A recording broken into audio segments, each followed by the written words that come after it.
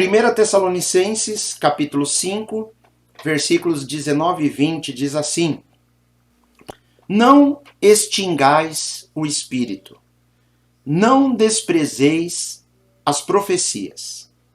Vou ler mais uma vez. Não extingais o espírito, não desprezeis as profecias. Então nós temos que entender que nas Escrituras, tudo que acontece, tudo que aconteceu, inclusive hoje, o fato de nós termos a Bíblia na mão, o fato de Jesus ter feito um sacrifício por nossas vidas, tudo isso tem a ver com a ação do Espírito Santo.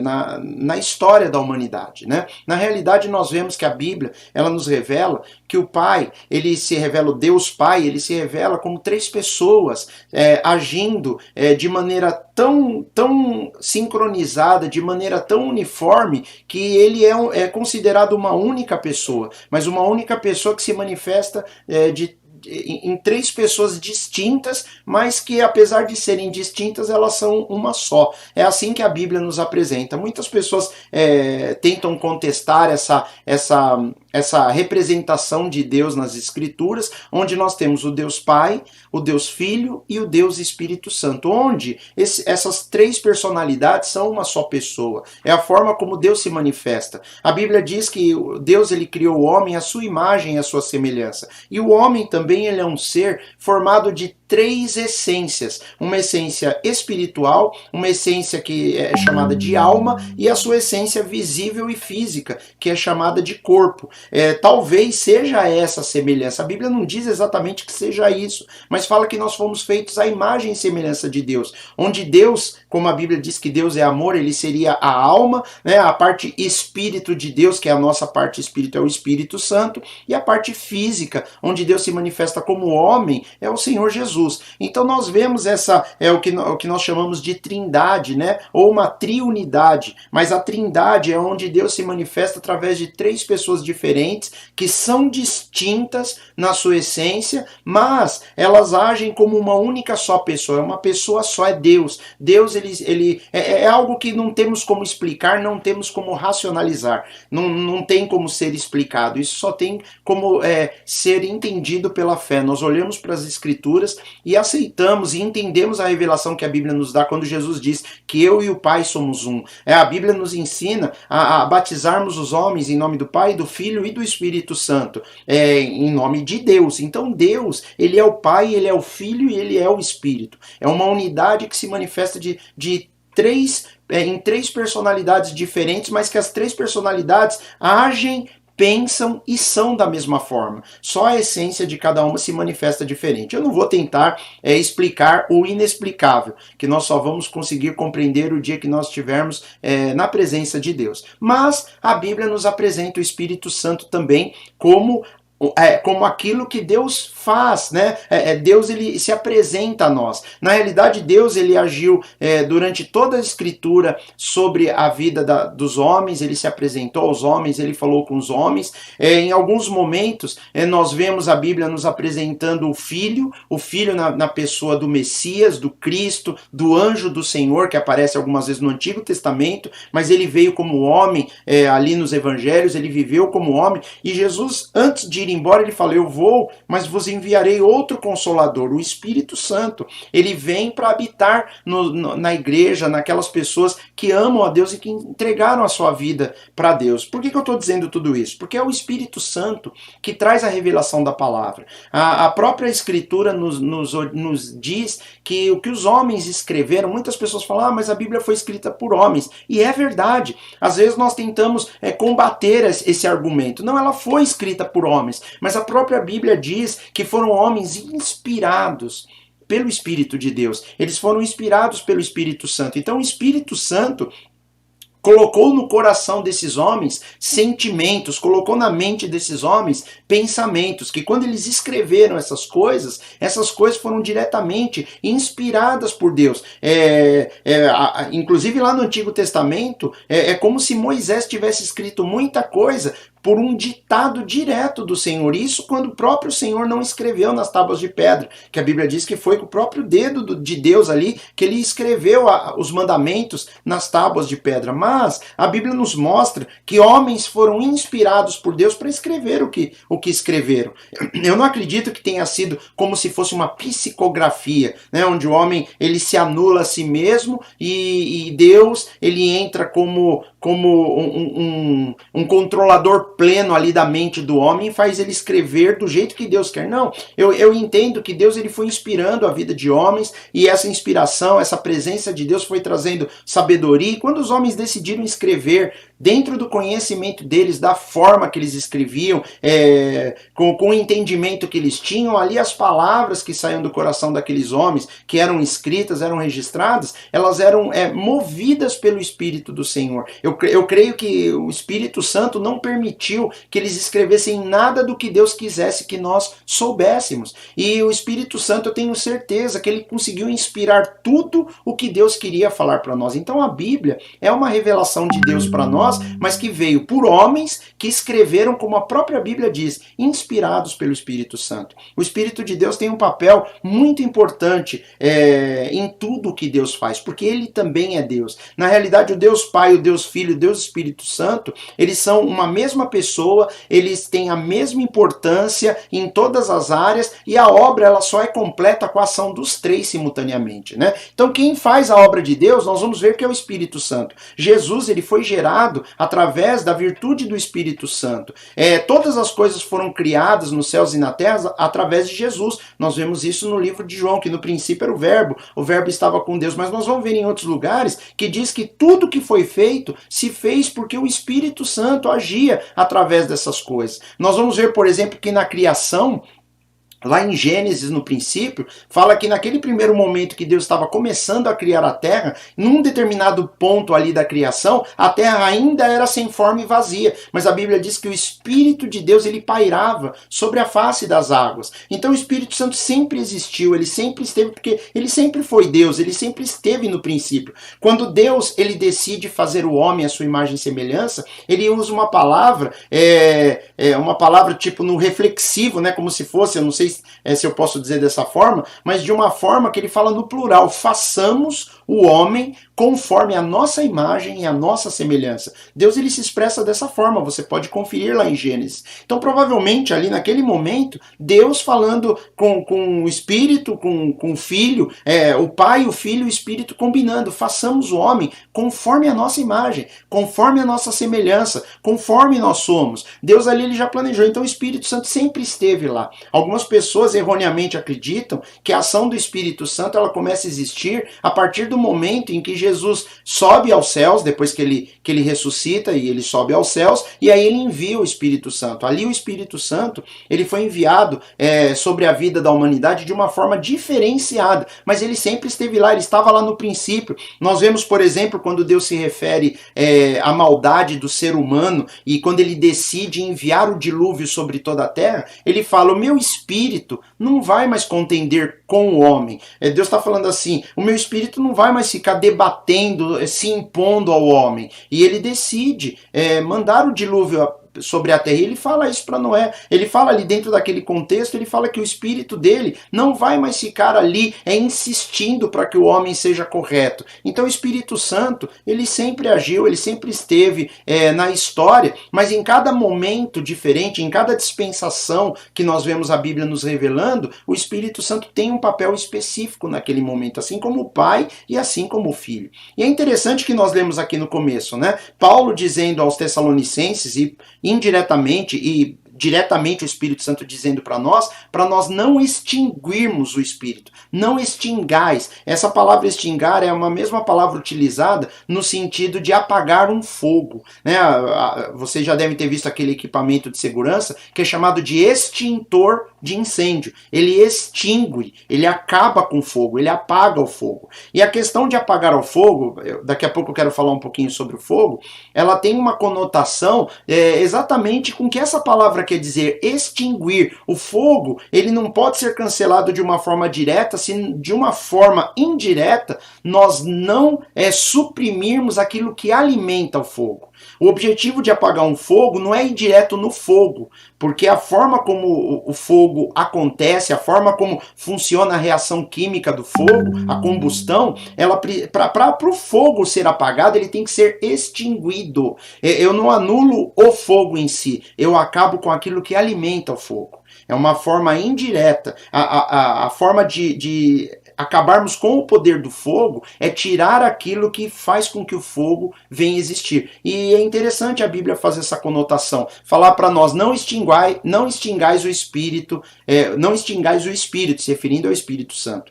Nós vemos também, por exemplo, lá no Antigo Testamento, o momento em que José ele revela o sonho do faraó. O povo de Israel estava no Egito, José estava lá na prisão, e as pessoas sabem que José ele interpretava sonhos, e o faraó teve um sonho que o perturbou. Eles mandam chamar José, e José interpreta o sonho do faraó. E quando ele interpreta, o faraó fala isso: este homem ele tem o Espírito de Deus. Ele fala o Espírito de Deus. Então uma pessoa incrédula vendo, conversando com José, talvez não seja só a questão da interpretação do sonho, mas a forma como José falou, a forma como ele compareceu, a presença do Espírito de Deus na vida de José fez com que o faraó reconhecesse isso. Ele olha para aquela situação e ele fala: o Espírito de Deus está nesse homem. Ele externa isso, né? Nós vemos isso acontecendo em muitos lugares. Nós vemos o Espírito Santo agindo na vida de Moisés. Nós vemos ali o Espírito Santo quando Moisés ele ora a Deus, e Deus capacita outros homens, e outros homens ali no acampamento, quando Moisés está no deserto, outros homens, eles também são cheios com o Espírito Santo. Nós vemos isso acontecendo por todo o decorrer do Antigo Testamento. Em alguns momentos específicos, o Espírito Santo ele tomava a vida de um homem ali, aquele homem era utilizado por Deus. Os profetas escreveram as profecias inspirados pelo Espírito Santo. Mas depois nós vemos lá nos evangelhos, nós vemos a vida de Jesus. Jesus é a revelação daquilo que nós vemos em Isaías, que fala que os 7 Espíritos de Deus repousariam sobre o Cristo, que o Cristo ele seria cheio da plenitude do Espírito, de sabedoria, de conhecimento, o Espírito do Senhor. Ele fala lá dos 7 Espíritos de Deus, as sete características do Espírito Santo que habitaria no Messias. E Jesus foi pleno da presença do Espírito Santo, e Jesus ele pregou, ele curou, ele ressuscitou mortos. Jesus ele teve misericórdia de homens, ele perdoou pessoas, ele andou com pecadores, tudo movido pelo poder do Espírito Santo. Nós vemos isso em Jesus. E depois que Jesus ele vai embora, né, tem até um momento em que Jesus, numa das passagens lá nos evangelhos, a Bíblia diz que ele sopra sobre os discípulos, e os discípulos foram cheios com o Espírito Santo. Ali temporariamente eles foram cheios para poder pregar, evangelizar, enquanto eles estavam ali longe de Jesus. E depois que Jesus vai embora, ele fala: eu vou, mas não vos deixarei órfãos, e virá o Consolador, virá o Espírito Santo, que vos guiará a toda a verdade, ele vos ensinará todas as coisas, ele vos ensinará a andar nos meus caminhos. Jesus, ele fez essa promessa, e depois que Jesus subiu aos céus, os discípulos estavam reunidos, orando. Era um dia especial para a nação de Israel, era uma festa chamada Festa de Pentecostes, era uma festa que tinha todos os anos, que ela comemorava depois de um período do início da colheita, que eles começavam o período de colheita. Depois de um período, eles comemoravam Pentecostes, tinha um período para aguardar o início da colheita, e ali eles ofereciam os primeiros frutos a Deus, e naquele dia, naquela festa específica que eles estavam reunidos, o Espírito Santo veio sobre eles, o Espírito Santo foi derramado naquele lugar. E é interessante nós vermos lá no Evangelho que uma vez o João Batista, ele nasceu antes de Jesus, ele era primo de Jesus, e ele foi um homem que pregou abrindo os caminhos para que o povo já abrisse o coração para receber a Cristo, quando Cristo começasse a exercer o seu ministério. E numa certa ocasião João Batista fala assim: olha, tem um que virá depois de mim, que eu não sou digno nem de desatar as sandálias dos seus pés. Ele está se referindo a Jesus. Ele fala, e esse vos batizará no Espírito Santo e no fogo. Ele usa essa terminologia, Espírito Santo e fogo. Mais uma vez, nós vemos o Espírito Santo aqui, da mesma forma que Paulo fala para não extinguirmos o Espírito, como se não apagássemos um fogo, né? Não apagarmos o Espírito comparado a um fogo, nós vemos João Batista falando que Jesus viria para batizar os homens no Espírito e no fogo. No dia de Pentecostes, no dia daquela festa de Pentecostes, depois que Jesus subiu aos céus e eles estavam orando reunidos naquele lugar, a Bíblia diz que foram vistas descendo sobre eles como línguas de fogo, que tomou aqueles homens. Então é muito interessante, o primeiro derramamento, o derramamento definitivo do Espírito Santo para a igreja começar a se mover, para a igreja começar a pregar, para a igreja começar a agir da forma que Deus queria. A primeira manifestação foi através de uma representação de línguas de fogo. Então nós vemos o Espírito Santo ligado mais uma vez ao fogo. Então Paulo fala, não extingais o Espírito, não apague esse fogo. Quando nós olhamos para a química, como eu falei, o fogo ele é um processo químico de transformação. O fogo, existe um material combustível. O combustível geralmente ele é composto de carbono, ele tem lá moléculas de carbono, enfim. Quando você faz o processo de combustão, ele de uma forma ou de outra ele quebra essas moléculas de carbono e libera energia. O fogo, então, ele é um processo químico que transforma um combustível em energia em forma de luz, calor e às vezes dependendo até de som. E para isso, para eu ter o processo de combustão, o processo de pegar fogo, eu preciso de algo que é chamado de comburente. E o comburente é o oxigênio. Eu preciso de ar. Então eu preciso de um material combustível, eu preciso do oxigênio para que o fogo venha existir. E precisa também ter algo que inicie o processo. Tem que ter uma energia inicial, algo que faça o que a Bíblia chama, que a física chama de ignição. Tem que ter algo que comece o processo de combustão. Então o fogo, ele é a transformação de um material combustível, que pode ser papel, madeira, que pode ser plástico, que pode ser borracha, pode ser gasolina, álcool, qualquer coisa que pegue fogo. E muitas pessoas já instintivamente sabem o que pega fogo e o que não pega fogo. Qualquer coisa que seja inflamável, capaz de pegar fogo. Se eu colocar oxigênio no processo e tiver uma ignição, aquilo pega fogo até que ou o oxigênio acabe ou até que o material combustível acabe. Eu tenho que ter os dois. Não sei se as pessoas entendem lá de motor de veículos, a combustão, que queima combustível. Se você tiver só o combustível e não tiver uma entrada de ar para funcionar o sistema, não vai funcionar o motor. Precisa de ar e precisa de combustível, precisa de oxigênio e precisa do combustível. E é interessante a Bíblia trazer esse comparativo do fogo com o Espírito Santo. É como se Deus ele fornecesse o oxigênio e nós fôssemos o combustível. E o processo de queima da nossa vida, porque Jesus falou, aquele que perder a sua vida, aquele que gastar a sua vida, é como se nós fôssemos o combustível e Deus ele fornece o oxigênio para que esse fogo do Espírito queime em nós. E vai havendo um consumo.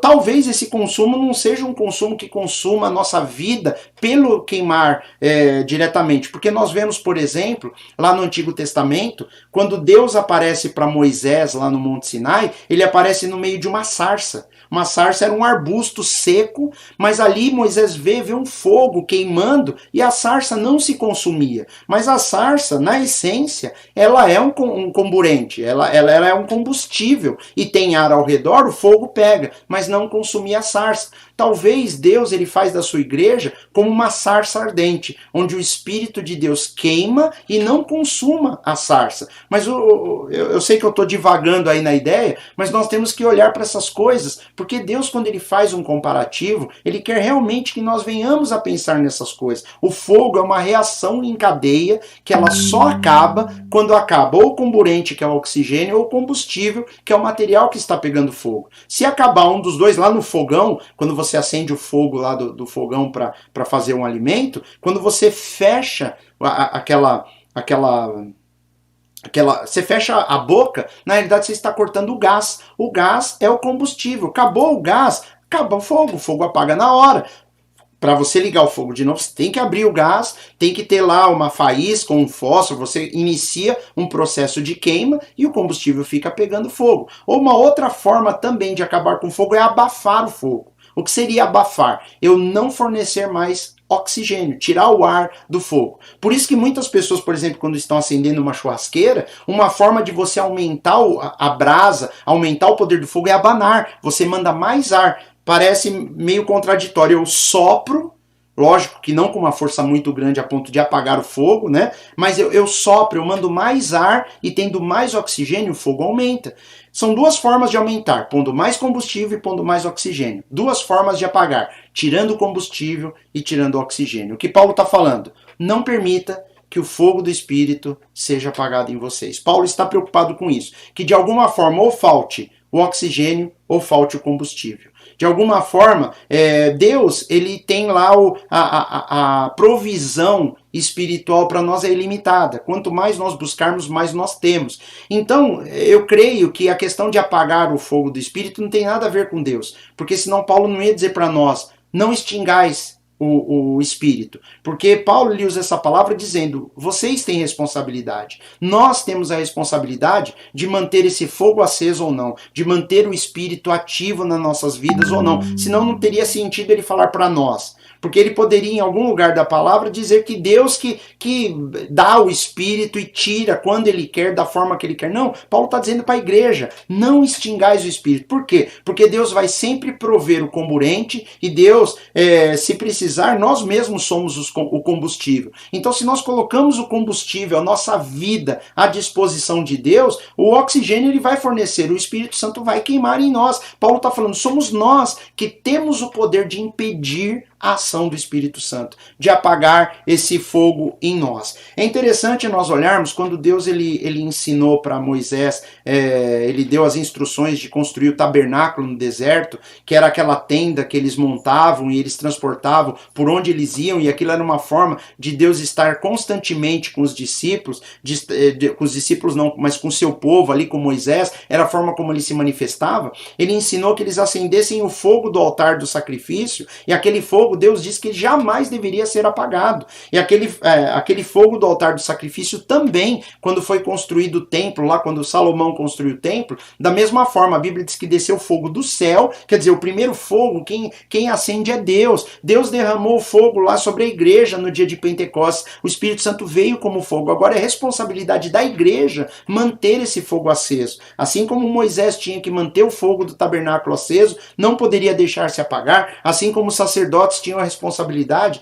de manter o fogo aceso lá no templo, não poderia se apagar. Nós vemos também aquele candelabro, que Deus orientou que eles fizessem o candelabro com 7 lâmpadas, que o fogo daquele candelabro jamais deveria se apagar. Eles tinham que manter aquilo dia e noite aceso, sempre colocando azeite e sempre mantendo o fogo aceso. É interessante que o candelabro ele tem 7 lâmpadas que representam 7 espíritos de Deus. Nós vemos isso lá no livro de Apocalipse, fazendo essa conexão. E os 7 espíritos de Deus mostra a totalidade de quem é o Espírito Santo, como o Espírito Santo age. Então é interessante nós vermos essa figura. Deus ele acende um fogo no tabernáculo, ele acende um fogo no templo, ele orienta que os sacerdotes acendam as 7 lâmpadas do candelabro, ele fala, e esse fogo não pode se apagar, vocês não podem permitir que isso venha a se extinguir. E aí Paulo falando para a igreja, não extingais o Espírito. E nós começamos a entender a conexão do que Deus está querendo dizer para nós. O fogo é uma representação da ação do Espírito Santo na nossa vida. É como o Espírito Santo age. É como o Espírito Santo libera a energia que Deus... eu estou querendo fazer um comparativo, não quero dizer que Deus tem energia, não, mas é como se fosse no fogo. O fogo libera energia, libera calor, libera luz. O fogo ele tem o poder de purificar, ele tem o poder de iluminar, ele tem o poder de aquecer. É como se Deus estivesse dizendo, o Espírito Santo, ele tem essas mesmas características. O fogo tem poder, o Espírito Santo tem poder. O fogo, ele ilumina, ele traz luz. O Espírito Santo, ele ilumina, ele traz luz, ele revela, ele mostra para a igreja as coisas que nós precisamos saber, ele ilumina o nosso caminho. O Espírito Santo, ele traz calor, ele aquece. Nos dias frios, você conta com o poder do fogo como uma forma de aquecimento. Então o Espírito Santo, ele vai ser na nossa vida isso que nos aquece, isso que nos alimenta, isso que nos mantém seguros e salvos nos dias de frio, nos dias de dificuldade. Ele vai iluminar a nossa casa, vai iluminar a nossa vida, iluminar a nossa família, ele vai aquecer, e como nós sabemos, o fogo também ele purifica. Muitas coisas são purificadas no fogo. Lá no Antigo Testamento, Deus orientava que alguns materiais, metais, coisas que não eram que não se queimavam, eles deveriam ser purificados no fogo. Ainda hoje se usa o fogo para purificar lâminas, para se purificar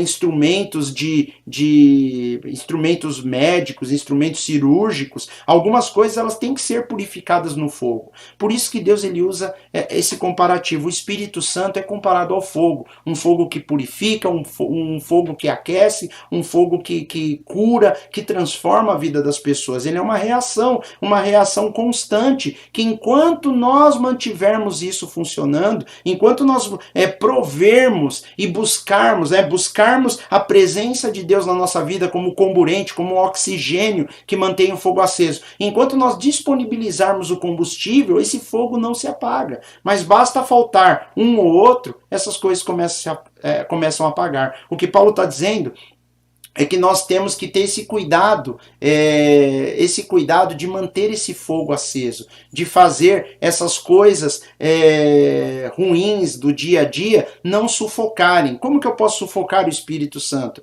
Através do pecado, através de uma vida longe de Deus, sem orar, sem buscar.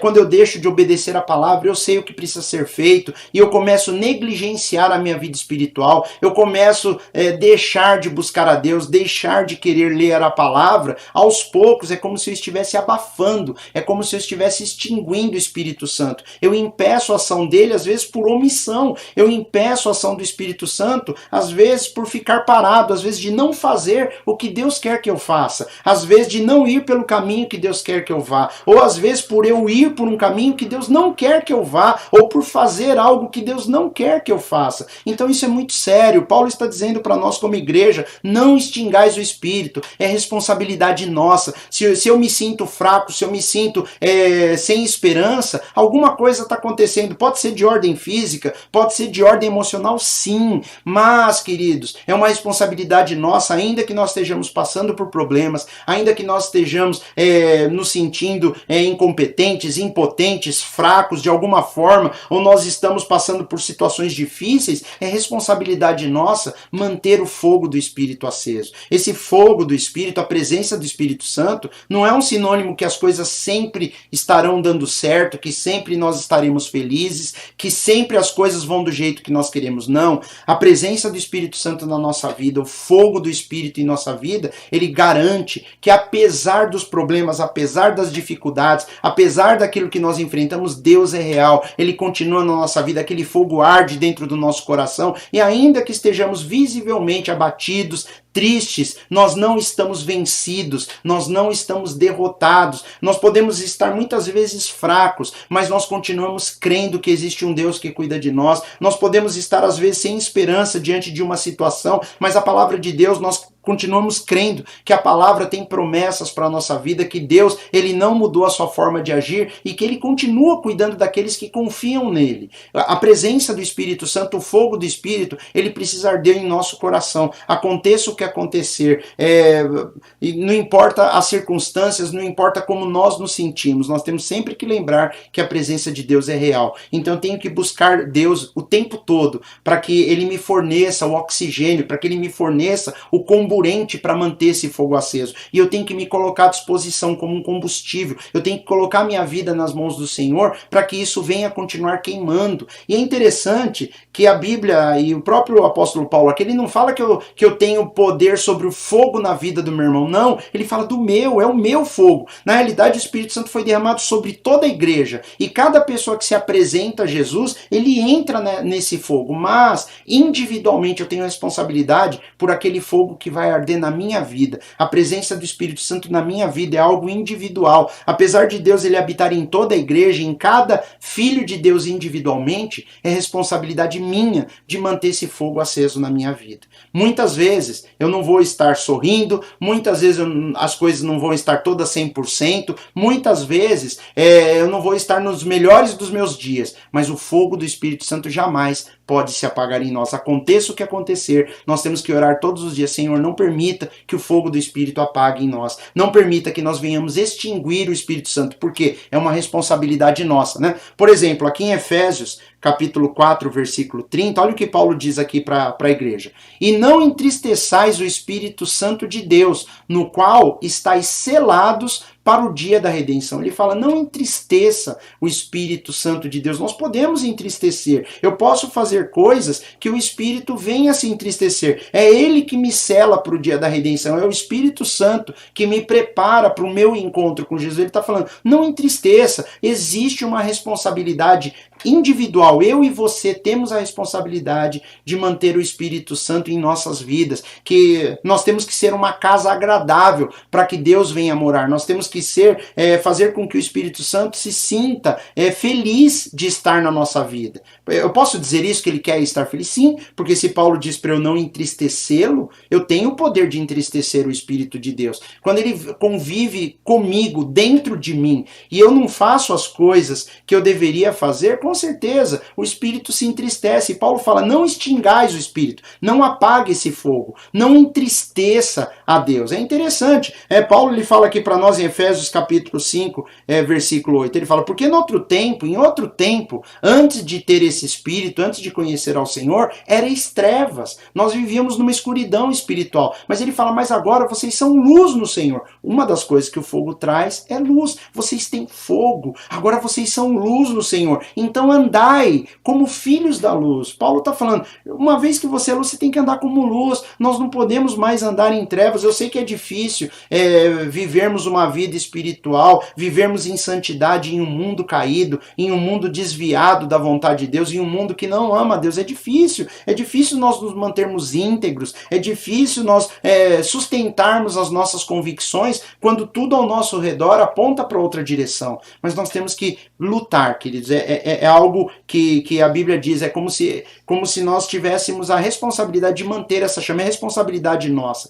Se hoje o fogo do Espírito não brilha mais no meu coração, é porque alguma coisa eu deixei de fazer, é porque eu não busquei mais a presença de Deus, que é o comburente dessa combustão, ou eu, de alguma forma, eu me omiti em colocar a minha vida para que seja queimada no altar do Senhor, mas por alguma coisa eu deixei de fazer, e hoje o fogo do Espírito não arde mais no meu coração. Eu não estou falando de momentos em que nós passamos por problemas, em momentos que nós nos sentimos abatidos, mas eu digo em momentos que a pessoa não crê mais, em momentos que a pessoa não quer mais saber daquilo que ela tinha com Deus, da comunhão, ela começa a abrir mão de uma vida com o Senhor. Essa pessoa está apagando o Espírito, ela está extinguindo o Espírito, mas às vezes, no meio das lutas, no meio das dores, ainda lá no meio da maior dor da nossa vida, lá, se você tem tido uma vida com o Senhor, lá ainda que você esteja quase aniquilado pela dor, quase morto, de tão fraco que você se encontra, lá no seu coração ainda o amor por Deus ele continua,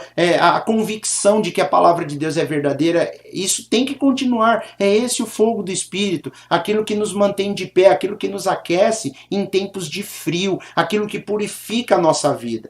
Paulo fala aos Gálatas, ele dá uma instrução para a igreja de Gálatas, e é para nós, ele fala: digo, porém, andai em espírito, ande no espírito, e não cumprireis a concupiscência da carne. Ele fala: andai em espírito. Andar no espírito é fazer a vontade de Deus, é ter a consciência que nós somos guiados por Deus, que esse fogo arde em nós, e Deus quer que esse fogo continue ardendo. E voltando ao versículo original aqui que nós lemos no começo, né, que diz: não extingais o espírito. Não extingais, não apague o fogo do Espírito de Deus em você. E não desprezeis as profecias. Ele está em sequência e está de uma forma aqui que Paulo coloca para nós como se fosse algo coligado. Desprezar as profecias. E o que são as profecias? As profecias é tudo aquilo que o Senhor disse através da sua palavra. Tudo aquilo que foi inspirado por Deus, que homens escreveram inspirados por Deus. Então ele está falando, muitas vezes, só o fato de desprezarmos a Escritura, o fato de desprezarmos o que a Bíblia diz, o que foi revelado, as profecias, aquilo que foi escrito. O que é uma profecia? A profecia é quando Deus falou e alguém registra o que Deus falou, alguém fala o que Deus falou.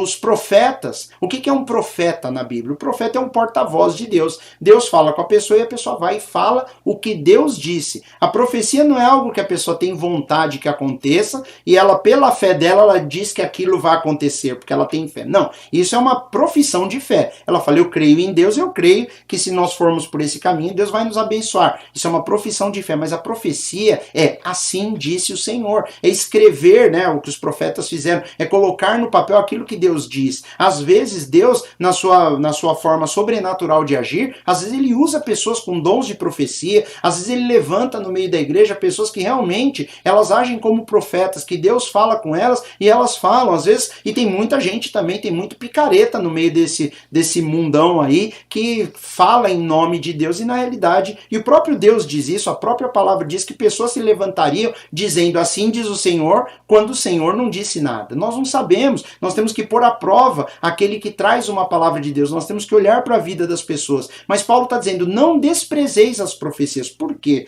Porque é muito comum, talvez por ter tido tanto engano, por ter tanta pessoa que não leva a sério as coisas de Deus, ou porque talvez a profecia ela foi banalizada de tal forma que todo mundo fala em nome do Senhor, todo mundo diz isso, aquilo outro. Algumas pessoas, ou em alguns lugares, preferem se ignorar totalmente aquilo que Deus está dizendo, ou ignora-se inclusive o que está escrito. Então Paulo está dizendo, lógico que no contexto do que Paulo está colocando ali, a profecia é aquilo que Deus já havia dito na sua palavra. Ele fala, não desprezeis as profecias. Às vezes nós começamos a viver mais pelo que nós pensamos do que pelo que está escrito. Às vezes nós começamos a viver mais daquilo que nós sentimos e acreditamos do que aquilo que Deus está dizendo através dos seus profetas, através da sua palavra. Então é algo coligado.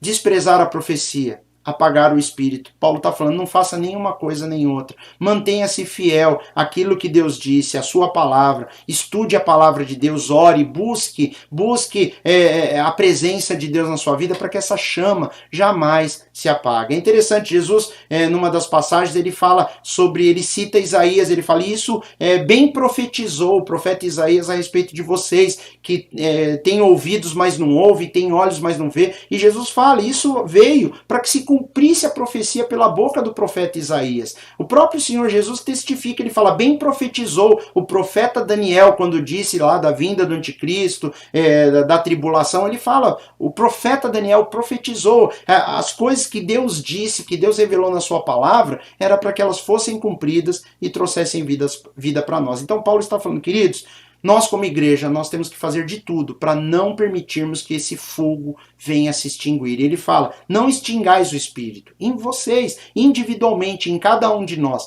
e não despreze as profecias. Olha para aquilo que a palavra de Deus diz.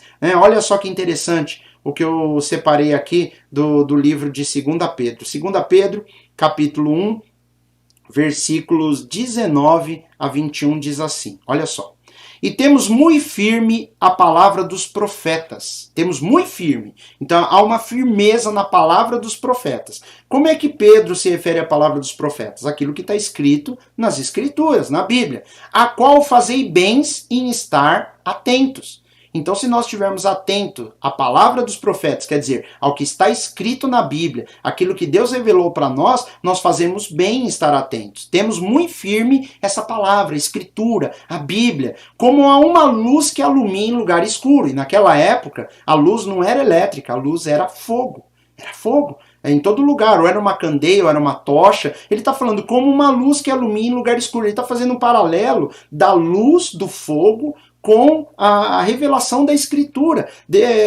Pedro está fazendo uma conexão. E quem que revela a Escritura? Quem que traz a palavra dos profetas? O Espírito Santo. Ele está falando, nós temos que ter isso firme. Ele continua, até que o dia amanheça. Enquanto estamos sem o dia amanhecer, e esse dia amanhecer é a vinda de Jesus, até que ele venha. Enquanto ele não vem, nós precisamos da luz do Espírito Santo. Enquanto Jesus não vem, o mundo está em trevas. Então nós precisamos dessa luz para iluminar, a luz que ilumina em lugar escuro até que o dia amanheça. Aí depois que o dia amanhece, a estrela d'alva apareça em vossos corações, quer dizer, até o dia que nós não precisarmos mais dessa luz, porque o próprio autor da luz, a própria luz que é Jesus, ela vier, ele está falando, nós vamos ter que usar usar a luz do Espírito Santo. Por isso que ele fala, não apaga o Espírito. Porque se nós permitirmos que o Espírito venha se apagar na nossa vida, nós vamos começar a andar em trevas, né? E olha o que ele fala, sabendo primeiramente isso, que nenhuma profecia da Escritura é de particular interpretação. Nada. Eu não posso olhar para a Escritura e eu interpretar. Não posso. Não posso. Nada do que está escrito na Bíblia eu posso interpretar da forma que eu quero. Porque a profecia nunca foi produzida por vontade de homem algum. As pessoas falam, a Bíblia foi homem que escreveu. Sim, mas ela não foi produzida por vontade de homem algum. Mas os homens santos de Deus, quem escreveu as Escrituras, falaram inspirados pelo Espírito Santo. E aqui, mais uma vez, nós vemos a importância de nós mantermos a nossa vida cheia da presença do Espírito Santo, cheio do fogo de Deus, aquilo que Jesus disse para os discípulos, eu vou para o Pai, mas eu vos enviarei um outro Consolador, alguém que vos guiará toda a verdade, eles vos ensinará todas as coisas, ele os lembrará das palavras que eu vos disse quando estava convosco. Jesus falou isso, o Espírito Santo ele vai vir fazer a obra que eu comecei, o Espírito Santo vai continuar, e o Espírito Santo vai levar vocês até aquele dia em que Jesus voltar, né? Jesus falou, até aquele dia em que eu voltarei e reinarei convosco e vós comigo. Jesus, ele deixou o seu Espírito para nós, e Paulo agora, através do próprio Espírito Santo, está dizendo, não extingais o Espírito Santo, não desprezeis as Escrituras, olha para a Bíblia, busque a Deus, ore, ame-o, ame a Deus mais do que todas as coisas. Jesus, ele disse que o Espírito Santo lembraria os discípulos, lembraria os discípulos de tudo aquilo que ele havia ensinado. É o Espírito Santo que em momentos de dificuldade, de dúvida, ou em momentos que a gente tem que dar uma palavra para alguém, ele traz à memória coisas que nós lemos na Bíblia, coisas que nós estudamos, palavras que tocaram o nosso coração através de um louvor, através de uma pregação, através da própria leitura diária. Por isso que é importante, não desprezem as Escrituras, não desprezeis as Escrituras, não apagueis o Espírito, porque são essas coisas que vai nos levar a ter uma vida plena com Jesus. Amém, queridos?